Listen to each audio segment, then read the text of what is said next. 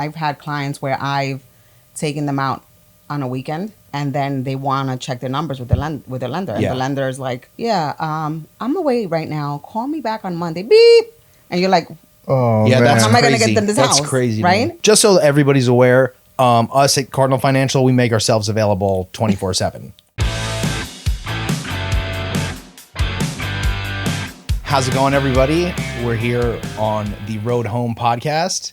We're here with Mary Gonzalez from Listing Pro Realty Services. Yep. My name's Stephen Carlisi. I work for Cardinal Financial, obviously. This is Victor Feliciano. He is also a loan officer here over at Cardinal. Tell me a little bit about yourself. So I have been in the business for a little over a year. I started off in the medical field. Mm-hmm. I worked for a big hospital for a long, long time. The last 5 of my 10 years there, I was in management. And then another big hospital bought us over and decided they were going to take my department down to Florida. Mm-hmm. So with that, I was either going to go down to Florida or stay here and reinvent the wheel. And then COVID hit.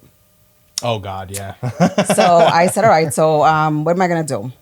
And HGTV was my favorite, right? And I was home.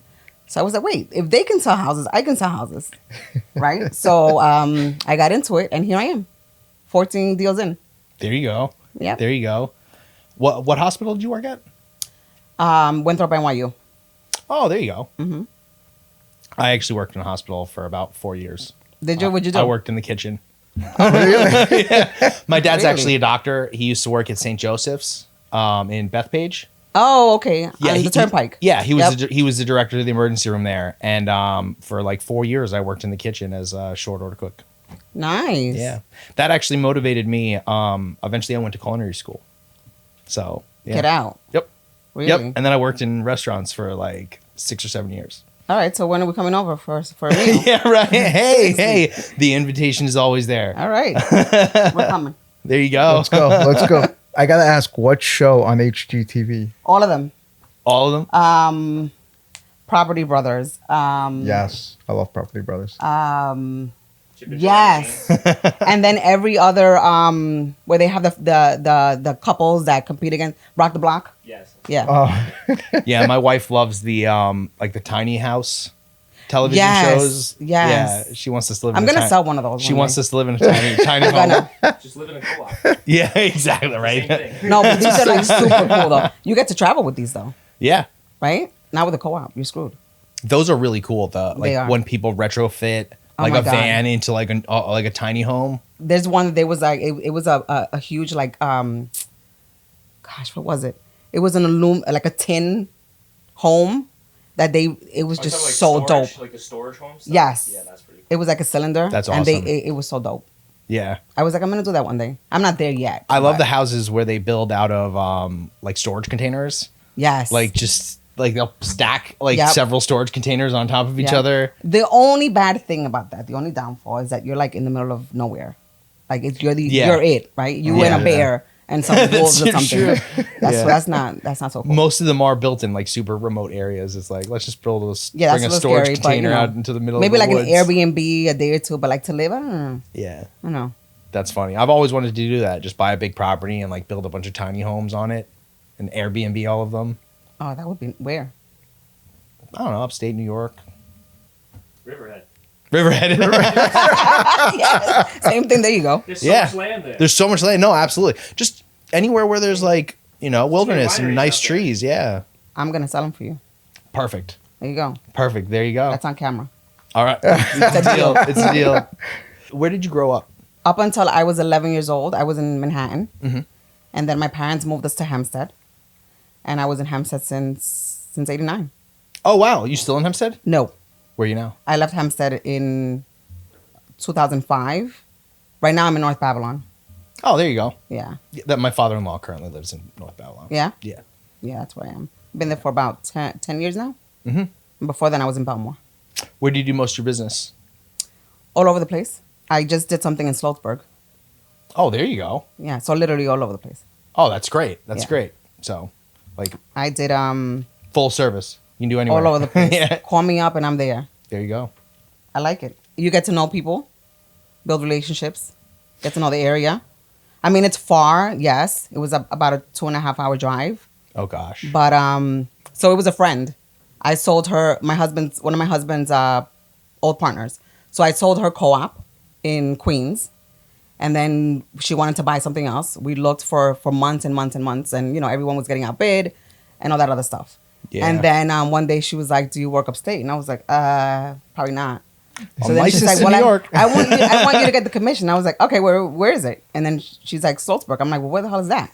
By Bear Mountain. I'm like, "All right, I'll take the ride." And it was like we're driving, and 2.5 hours in, I was like, "Are we there? Like, where is this place?" That's great. And sure enough, we got the place. It was worth the drive. There you go. That's Yep. awesome. That's awesome. It It was worked out. so competitive for a while there. Oh my God, it was torture. Yeah. Like, I don't know anything other than that because I came into the market, into real estate me too. right where things were crazy. So you got to learn a lot really, really quick. Yeah. I started in like I'm gonna say July of 2021. That's when I started. Yeah. Yep. And things were just crazy, Like, I was like, is this what it's everything's like still all the almost time? shut down. I went out. Yeah. But I'm glad that I started then. Yeah, I started just as the rates started to creep up. Just as things started to get difficult for us again, No, I think things were still good. It was just no one could find anything because it wasn't enough stuff out. They had left the twos, and they had and people were, clients were like, "What do you mean it's not okay. a 2% interest rate?" Yeah. So it was like just slowly crept up, and now Yeah. now we're in where we are now, at. yeah, now it's scary right now, but Yeah. Well, I wouldn't say it's scary. I think that there's more opportunity out there than people realize. Now, you can always 12 months ago, you were paying $50,000 to $100,000 over value. right. Now, you can ask for concessions. Yes. So, it's like you have to weigh the cost versus expense benefit on, do I want to pay over value and get a really good interest rate right off the bat? Or do I want to get the house for kind of a deal? Mm-hmm. Obviously, we're not in a fire sale environment, Yeah. There's still so much demand, and there's still very few properties out there. Mm-hmm. So like it is still very competitive, but nobody wants to pay over value just to move into a house and then end up paying 8%, 7%, 7.5% on an interest rate, But if you can get it for a deal, or maybe even get a seller's concession, and then refinance when rates come Correct. back to normal, 1,000%. yeah, then 1,000%. why would you I not take actually advantage of that? Just showed something yesterday in Brentwood. Mm-hmm. Listed really, really cheap. I was a little nervous for when I first got there, but it was a good house, right? Needs some work, but the client that I was showing, he said, "Do you think it's a bad time to buy? I think I should wait." I said, "What are you waiting for?" Yeah. I said, "If this is what you want, For let's home buy prices it to now. increase? Let's Yeah. buy it now, and then you can refinance." Yeah. And he was like, "Oh, I could do that?" I was like, "What do you mean? Of course you could do that." So we sat outside. I felt like I'm like a lender, by the way. Sorry, guys. I sat outside with him for like an hour, and we submitted an offer, but we got a bid. But whatever, that's a whole different story. But I convinced him. I said, "Listen, this is what you can do." I educated him. He had no idea. Yeah. And so now he just texted me a few minutes ago and is like, "I have 4 more houses to see." I'm like, "Wait, hold on. Nice. I can't get there yet. Hold on." Yeah. Like, he wants to go now. He's like, "Can we go now?" Like, I got to call these people first. I can't just show up. Yeah. I mean, look, it's never a bad time to buy. It's just, unfortunately, sometimes people buy at the top of the market and then they have buyer's remorse. Yeah. But when you're buying at the top of the market, usually there's a reason why you're buying at the top of the market. It's because everybody wanted to move at that time. Yep. Interest rates were great, so obviously. Yeah, but they were paying way too much.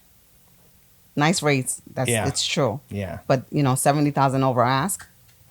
Over the course of a long time, though, Yeah, the one thing I tell people now is like, I remember like back in the summer, I do a pre-approval, let's say for 500,000, and I'd be like, you have to shop for a house basically like around 450 Yeah. to give yourself that 50 grand so you can negotiate. And then now it's like, if I give you a pre-approval for like 500, you might be able to look at some houses maybe like 510, Right, a little over, 520, yeah. Yeah. you know, depending how long it's been listed for and all that, and you're able to get into more house for your money. Yeah. Have you run into any difficulties recently with, you know, clients being pre-approved and then not actually being eligible to purchase? No. 'Cause Thankfully, not yet. It's something that we hear about all the time on our side of things. You know, there's a lot of people out there in our industry that, you know, they'll do whatever they can to get the client, and, you know, here's a pre-approval. Yeah. You know, without checking income, without checking documentation. No, I you know. haven't had that just yet. I have had instances where, well, I had one instance where the appraisal came back under. Oh yeah, And that's a nightmare. Scary. That's We a worked it nightmare. out though. Yeah. You know, it worked out thankfully. But What was the resolution? So they decided to go to meet each other halfway. So for instance, the house. Oh, there you go. I think it was I think we offered like 545. I want to say. So you- 540, something like that. Your clients had to pay a little bit more out of pocket. Yes. And they came down on, and the Yeah. sellers came down on the purchase Yeah. price. That's awesome. That's awesome. So it yeah. worked out. Yeah. But it almost died, Well, you know, and I was on vacation. yeah. Were you were on the you were on just the worst. sellers? You were on just the buyer side? I was on the buyer side, yeah. Yeah. Well, you know, that seller's agent didn't price the house properly. But you know what? I don't know. I don't know. I don't know if I found comps. Yeah. It just for some reason like, they wouldn't, and we tried to appeal the comps and they wouldn't do it. Really? Really. That's strange. We do that all the time. That's like part of what we do, you know. I mean, if I can offer Oh, we had an comps, appraiser and a bunch did of the comps seller, in the same seller's area. agent. We had stuff well over. Huh. So I mean, we closed it. So that's, Well, thank God. that's good. Thank God. Yeah. yeah, thankfully, because Yeah. it wasn't look. I was on the beach and she was calling me and I felt terrible, Oh, but it worked out. Yeah. Thankfully, yeah. There you go. Are you seeing prices drop? Are you I am seeing prices drop. Yes. Yeah? I'm seeing a lot of price reductions. Yeah. A ton. So ton. I've been on a couple of open houses recently, and one of the houses dropped their price, you know, substantially. Really? Yeah, I went from 1.2 to 999. Really? wow. Yeah, Like in one shot? in one shot. Really? Yeah, I was surprised. I was very surprised. You know, because like I said before, I- there's still so much demand, and the inventory is still so low. Yeah. You know, I have a feeling it was in a flood zone, so I have a feeling that has something Yeah. to do with it. You know, Yeah. they were having difficulty because it's like, oh well, the clients have to pay flood insurance as well, and Yeah. then they got to worry about if that horror ever happens. You know, yeah. I hope not, but this world is crazy these days. Well, that's Long Just never Island. It's know. where we live. That's You it. know, it's always it. a risk. It's really the rates. Yeah. And you know, it's hard to qualify these people. Like I have someone that we thought she was pretty strong, and then she came in and she needed a co-signer. Yeah. So, and because of the rates. Exactly. Yeah. So that's Unfortunately, really- there were a that's lot of really people it, there were a lot of people that got priced out when the rates spiked.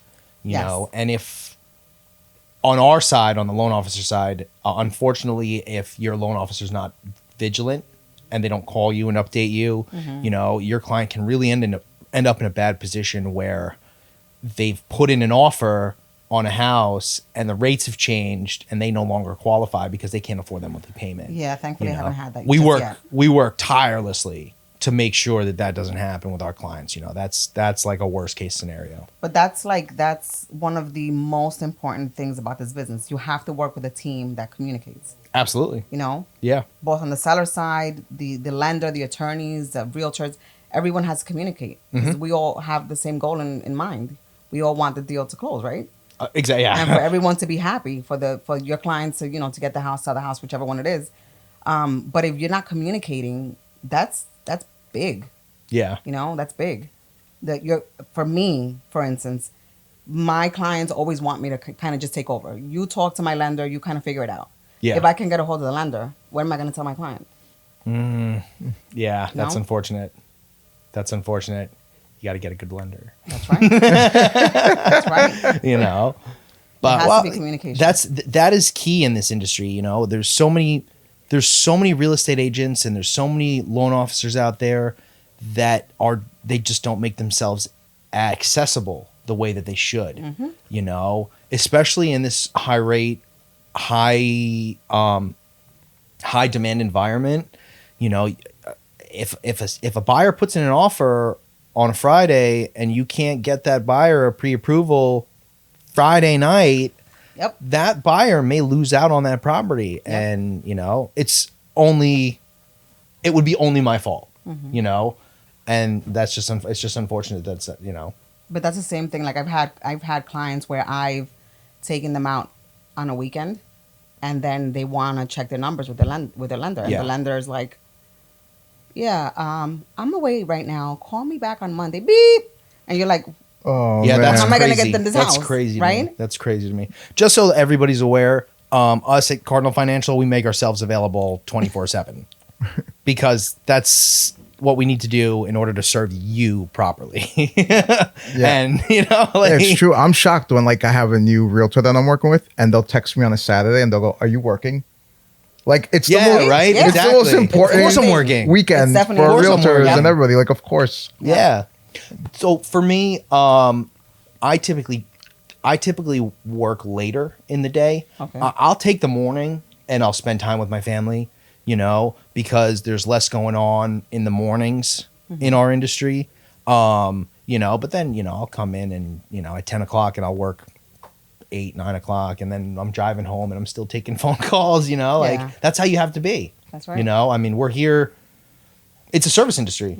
You know, I'm here to help my client get the best into And the that's best just situation it. Like, possible. you have to put yourself in that position, right? So when I was buying my house, it was the first time I purchased. I had no idea what was going on, so I needed my realtor. Like Yeah. we became friends.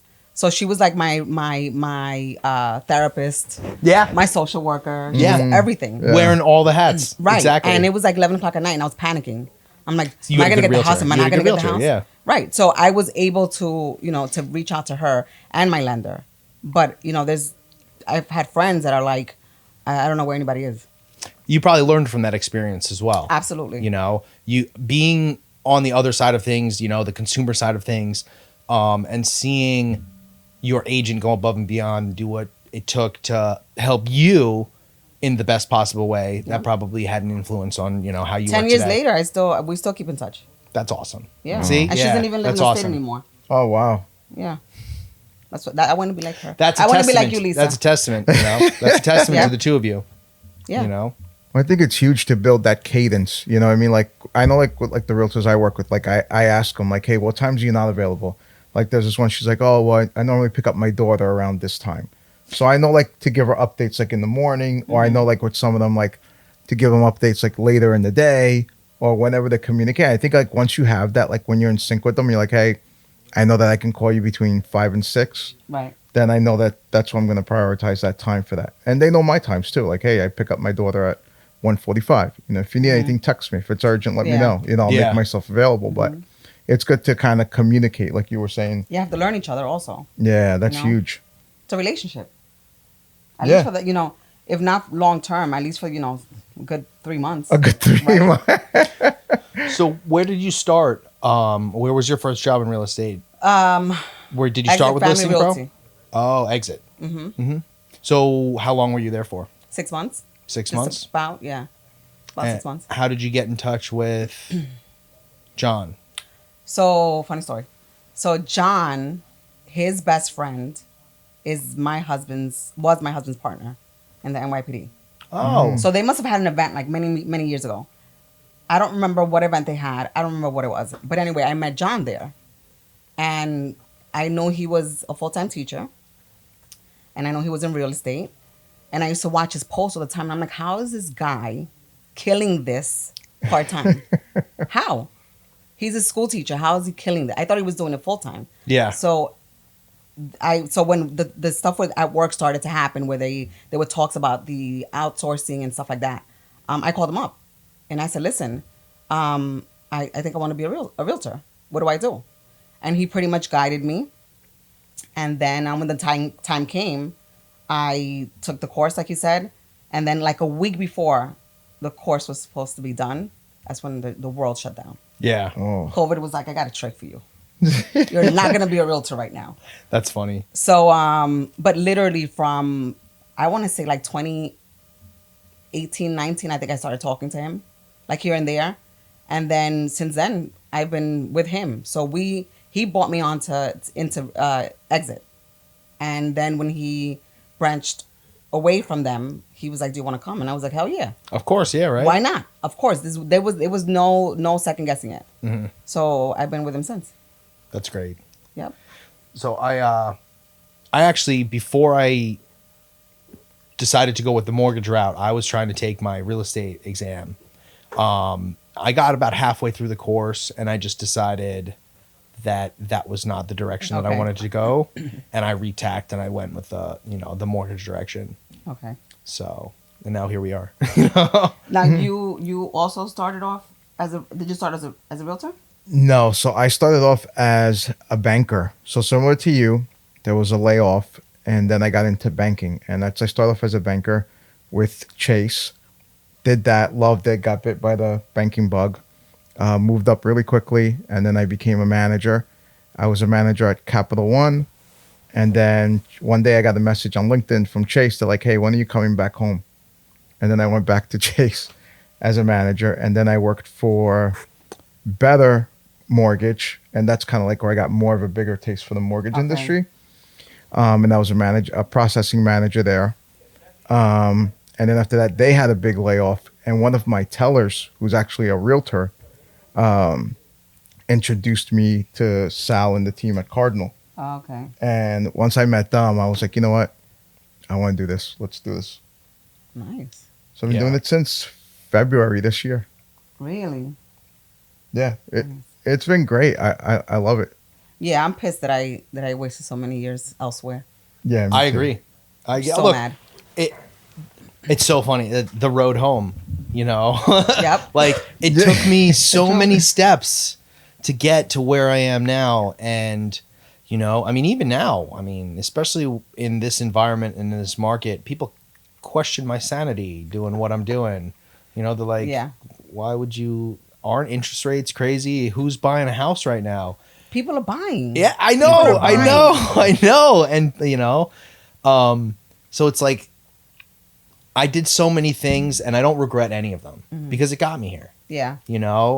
and just same for you, everything that we went through in our old lives got us to our new lives. Yeah. I just wish it was a little quicker, man. I know, right? And you know what? There's nothing like loving what you do, right? Like I love this. Yeah, me I too. have like everything else. You have your difficult your hurdles and stuff, but like I have some difficult clients, or some difficult realtors, more than clients. But I wouldn't trade it in for, like I work for me, Exactly. I don't have to, I become a realtor. That's the bottom line. Did you find similarities and differences when you're like, now that you've been a realtor for a while, and you're like, HGTV got me like hooked on this, I wanted to do it. Do you find similarities, anything where you're like, that's not really real? So there's one show, not Rock the Block. What the hell is it? It's oh my God. She works with her mom. They flip houses. Yes. Right? So they no, wait, the sisters, the twins. Yeah, they flip houses though, right? I think it's sisters and the mom. Okay, so no, so this the one I'm talking. I know they're twins. One has dark hair, one has like I don't know, whatever color hair. And they're in Seattle, and they do this thing where they go into this they go into this house that's listed, right, but it's not selling. So they help the seller. They put in money into it. They invest, and then they make it like beautiful. They update it and they list it. So now once they update it, this house goes on the market for like I don't know $110,000 over, right? Yeah. It gives it that much value. So now they get their money back. I'm like, I'm trying to do the math, and I'm like, okay, what? How do they do that? So, and I asked, and I tried to do some research, but I'm not that brilliant. But anyway, I'm like, how?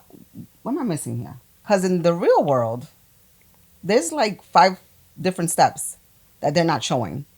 So I gotta call HGTV and figure that out. 'Cause, I want to do what they do. Yeah, there's a bunch of They're steps that faking there's a bunch of steps they're missing out on there. Right. And I'm like, so they make it look so easy, but then how? I want to do the same thing. Yeah. Somebody's got to tutor me. That's funny. So I did an educational video recently on house hacking. That's one of the best ways that people can utilize in order to start to get into flipping. So there's something called an FHA 203K loan Yep. where you can use financed money to improve on a property. Now, if there's multiple units on that property, you can collect rental income from the additional units. So it's kind of like a really interesting stepping stone. You know, if anybody wants to know about 203K, FHA loans, let me know.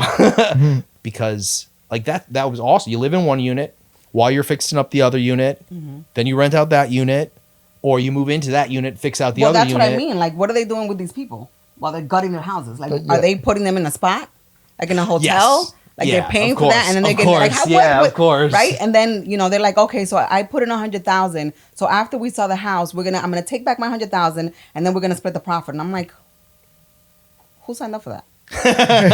What? Yeah. But anyway, so yeah, Well- those are some of the things that I'm like, looks really easy, but where's the manual? They also have a television show budget. So they probably are putting the families up in hotels and stuff like that.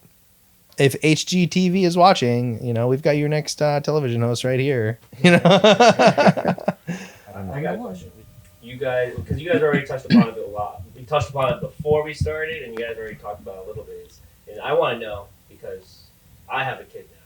So what do you guys do to balance that Oh family my God. and work life and like just So for me, for instance, my husband and I we work together really, really well.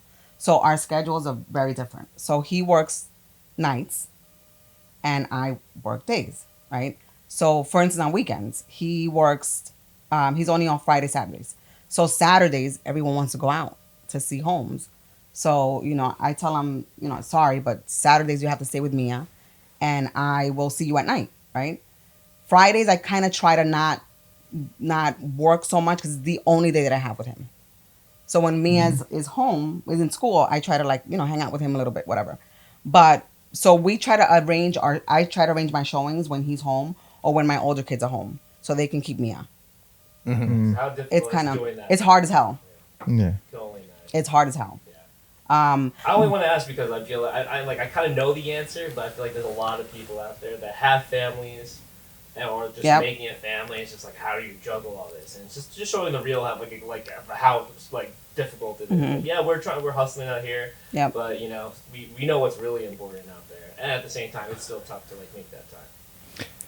Yeah, it's very, very hard, unfortunately, especially when you're first starting out and, you really want to commit yourself to establishing yourself, but you've also got, a little baby at home. Yep.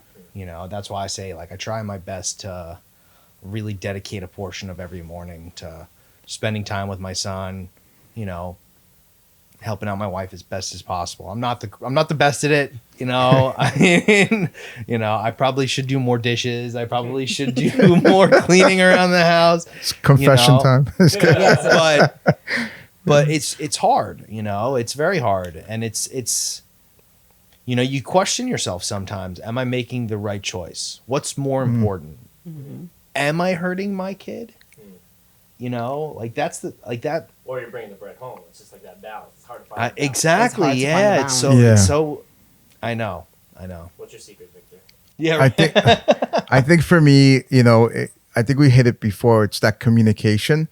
I think that for my wife and I, the big thing is just communication. And I think a lot of times also just recognizing, I know there's a big focus on the house, the finances and all that stuff. But for us, we always try to realize, okay, there has to be a focus on us as well. Yeah. And just knowing when we've gone almost a little bit too long and just saying, you know what, we need to take some time away, that's going to be a lunch date or take a Saturday and go away and just really connect the both of us and kind of realign ourselves and focus again. And then that way we could bring our our best selves to our kids, to our families, to and everything that we do. You know, even like serving our clients, just bringing your best self. And I think also like, you know, communicating with your kids and seeing where they're at and making sure that like you don't drift, because it's so easy to go with that day to day. Yeah. And before you know it, it's like, hey, it's Friday, or just like that saying, like, hey, the days are long, but the years are fast. Yeah. And you don't want to look back and realize now, so like, hey, he was a baby, now he's a toddler, now he's a teenager, Yeah. and it's like, you know, hearing from your kid something like, I don't even know my dad, like he's never home or Yeah. something like that. For me is my fear. Yeah. So like for me, it's always like communicating, checking in. My wife, my wife's the type like she could go and say hi and go. Like for me, if you see me, like when I walk in here, like I try to hug everybody. Like I always like try to tell you I love you. I just want to remind them constantly, like I love you. I'm your dad. I'm here. Like whatever you need. And I take advantage of the little moments too. Like if like when they lay in bed, like now that they could talk, I'll lay in bed with them and just talk to them. You know, like, hey, what's your day like? What'd you do today? Yeah. You know, and sometimes I'll be like, That's Daddy. important. Yeah. They remember that stuff too. Yeah, of course. Yeah. I'm a class mom.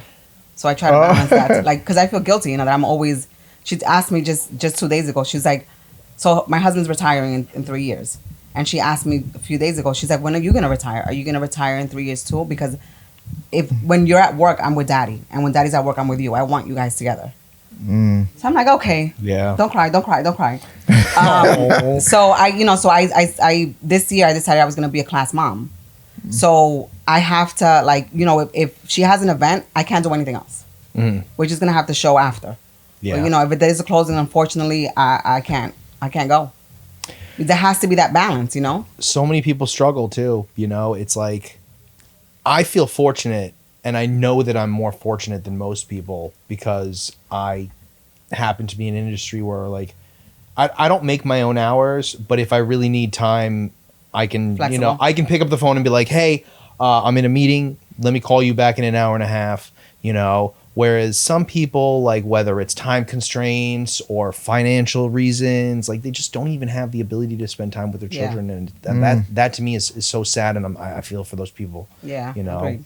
You got to try to make it happen, I guess, you know? But there's a way. Yeah. I mean, it's so admirable when somebody functions in that way. Well, because it's really hard to say, I'm going to do the right thing, and I'm going to go out and I'm going to forego the time with my family, and I'm going to provide for them instead. You know, because you love your family and you want to spend every second with them. It's just Especially so hard. when those little eyes looking back up at you. Yeah. Up at you, and they're like, Yeah. what time are you coming home? Please pick Yeah. me up. Yeah. Please pick me up. Right. You know? And let me tell you, the You older they know. get, those guilt trips get thick. Yeah. Yeah, man.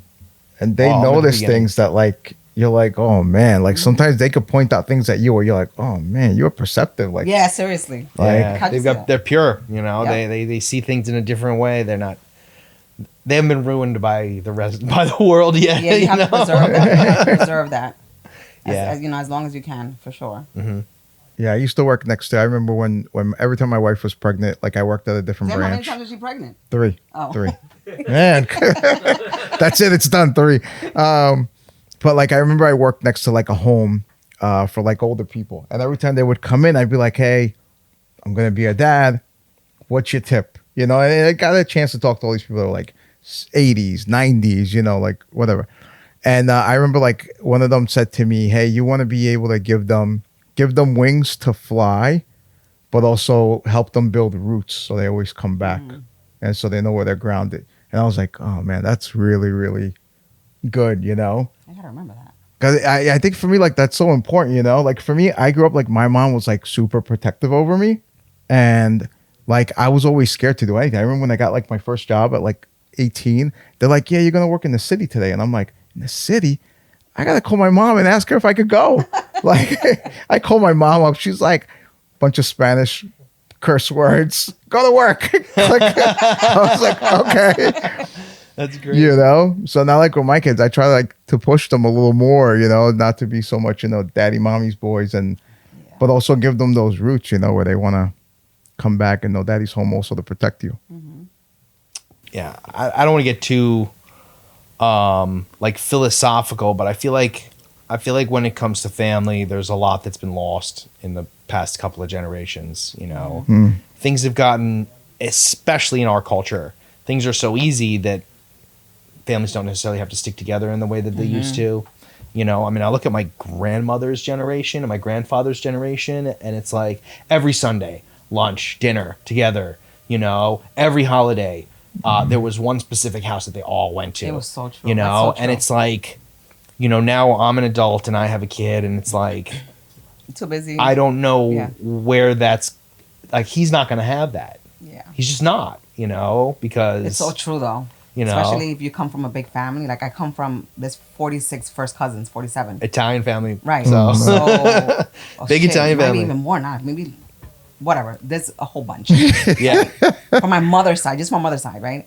And like you said, we Friday nights we would go to this one uncle's house, and you know, and that's the other thing. The houses were smaller, right?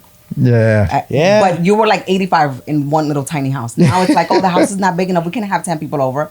And you're like, are you kidding me? We hung out in the kitchen for hours. And 17 of us. People came at the beginning of the day and they stayed the whole day. Right. Now it's like, okay, what time do you want me to be there? And when can I leave? It's Right. like, And it's so back unfortunate. then, you had you had a relationship, a close-knit relationship with all your cousins, right? yeah. So now my little one has cousins and she hasn't seen them in, she's 6. She may have, I don't even know. It's embarrassing. My mother was born and raised, lived in England most of her life until she met my dad. And in Europe, people just knock on each other's doors. Like, your neighbor will come over and be like, I wasn't doing anything. How are you? You know, so when she moved into the States, it was a major culture shock for her. Oh, yeah. Because she showed up at her neighbor's house and the neighbor was like, what are you doing Right. here? What are you doing here? Right. So, you know, it's just so funny how different, you know, things are now than the way that they used to be. Like And now it's that's seen as, you know, being intrusive. it's like faux pas. Yeah, exactly. You're being intrusive. Right. Yeah. Before we finish, I just wanted to ask, do you have any insight or advice for any potential future clients, you know, anything that you have learned in your time in the industry, or even some insight from before your time in the industry, like just a small piece of advice that you have, you know, for anybody who might be looking to buy a home or might be looking for a real estate agent? So as a realtor, my biggest thing is to find someone that you gel with. Yeah. You know, it has to, That's you know, good the advice. relationship has to there has to be vibes, good vibes. Not bad vibes, good vibes. Yeah. Right, because, you know, You got a vibe. right. Got it. You have to vibe. Like, if there's no chemistry, it's hard for us as realtors to work with our client and vice versa. So there has to be, you know, you have to establish, communicate. Tell me what you're looking for. Tell me what you expect. And then, you know, I have to be able to reciprocate that. And I think that's super, super transparency. 1,000%. Yeah. Well, you know, it's interesting you say that, you know, clients sometimes will hide things from us and it puts us at a disadvantage. Right. Because we want to help and we know solutions to those problems. Right. So, like you said, transparency, good. that's good advice. You know, find someone you vibe with, someone that you trust. Yeah. And as a realtor, you have to be able to educate your client, right? I have clients that come to me all the time and they don't understand, they don't know the process, right? Yeah. They don't know that, you know, you see a They don't know what house, title right? is, they don't know what they an have appraisal no is. clue. Yeah. They don't know that, you know, you see a house, you submit an offer gets accepted, you have an inspection comes back clean. I call the list agent back, tell them go ahead, proceed with contract. Their attorney now sends, they don't understand any of that. Yeah. And then they want to know, like, why is it taking so long? I signed the contract a week ago. I'm like, wait a minute. Wait, your lender has to there's so many things that have to happen in between. And now if you don't set expectations from the very beginning, there can be so many things can go wrong because they think they're going to close in a month, Yeah. right? And they have no idea there's so many things that have to happen in between, right? Don't change jobs. Oh, gosh. Do not buy a car. Oh, gosh. You know, do not deposit so much money into like these things. they don't know that. Yeah. Right. So now they're like, well, you didn't tell me that, or my lender didn't tell me that, and this is where we together have to kind of, work as a team and set those expectations. So there's always, there could be a surprise, like, the appraisal thing that was outside of everyone's control. Yeah, absolutely. Right. But she knew that, that she was going to have an appraisal and something can potentially come up, right? Great if it's over, but if it's under, we have to prepare for that. But thank God, I am so happy that I had that conversation with her. We just never thought it was going to happen. Yeah. It was like when we first saw like the very first house, and that was like house number 17. So they're just set the tone. Communicate, be Yeah. honest with each other. Yeah, exactly. Yeah, that's it. Set the tone. And for us realtors, pick up the phone when they call us, or if you're busy, shoot a text and say, "Can I call you right back?" Like we go days sometimes where Yeah. you don't. That button's How my are you favorite going to button. sell a house? I'll call you right back. That's my favorite button on my Right. phone. Yeah. We're busy. We're doing things, Right. but I want to get back to you. Right. You know? You have to let them know So, that they're a priority to you, yeah. that they mean something to you. Yeah. Not just that nice, check at closing. No, not at all. Not at all. See, for me, the most rewarding thing is, I'm helping somebody get into their house. Right. This is going to be their home. Yep. Like, that's incredible to me. Yep. That's awesome. Yeah. Yeah, that's a big thing. Like for me, like when I was a banker and when I worked in the branches, like all I saw was people getting ripped off, like so bad, like all the time. Like if they went to the car dealership, if they did a loan, anything, and just to like so much like financial education that you have to give, hand holding, and you realize like wow, like I hate to say it, but there's just a lot of people out there that are not doing business the right way, and maybe they haven't been educated on doing it the right way either, but. At least like we got people like us here that are like trying to really help people, educate people, get, really serve people the right way. Well, I feel like the industry is changing. Things are becoming more transparent, whether it's through legislation or simply the fact that, we have to do things like put ourselves out there and like literally show you who we are. Yeah. Otherwise you don't trust us, like who is this guy, he sent me his license number and his telephone number, like you have to do more than that nowadays in order to like truly serve your clients. Yeah, you got to earn them. Yeah. That's it. Well, I think that wraps us up for today. I want to say thank you. Thank you. I think this was great. I'm really happy that you came in. Thank you for having me. You're coming back later, right? Yeah, it's a plan. Awesome. 5:00, right? Yeah. 5:30-ish. Yeah. Yeah, exactly. We'll hang out for a little bit beforehand, and then we've got a presentation for you guys. Perfect. All right. Well, thanks for coming, everybody. We'll see you next time on the road home. It's a wrap. Boom.